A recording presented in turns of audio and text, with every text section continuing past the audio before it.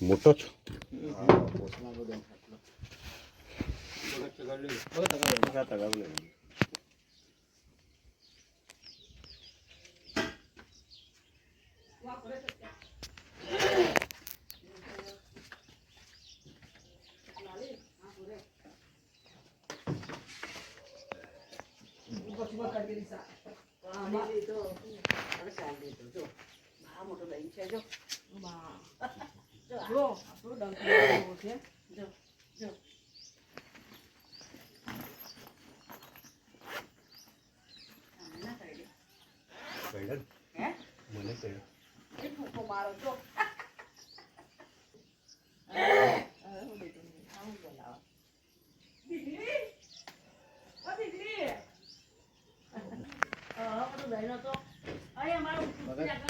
આપણને પૂરી જ દે ચાલો પ્લાસ્ટિક માં દે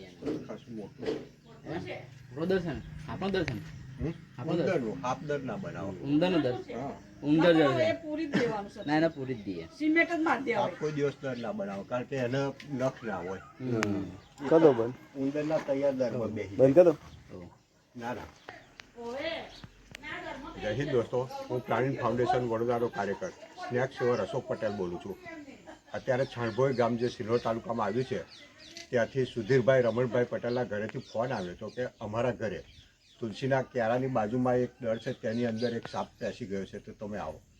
અહીંયા આવીને જોયું તો ઉંદરના દરમાં એક આશરે 6 ફૂટ લાંબો ધમણ સાપ હતો જેને અંગ્રેજીમાં રેડ સ્નેક કહે છે. તેનું મેં સફળતાપૂર્વક રેસ્ક્યુ કર્યું છે. એને હું વન વિભાગને સુપ્રત કરીશ. દોસ્તો, આ એક બિનઝેરી સાપ હોય છે અને સાપ પોતે કોઈ દિવસ દર નથી બનાવતો કારણ કે એની પાસે નખ કે ખોદવા માટે બીજું કોઈ ભગવાને હાથ પગ નથી આપ્યા, તો એ ઉંદરના તૈયાર દરમાં બેસી જાય છે. આ સાપને મેં સફળતાપૂર્વક રેસ્ક્યુ કરી છે, તમે જોઈ રહ્યા છો.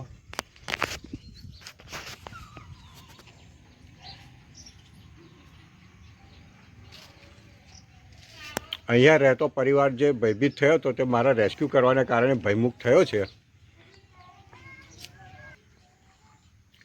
આ સુધીરભાઈ છે જેમણે મને કોલ કર્યો હતો અને એક જીવ બચાવવામાં મદદ કરી, તો હું એમનો આભાર માનું છું. Thank you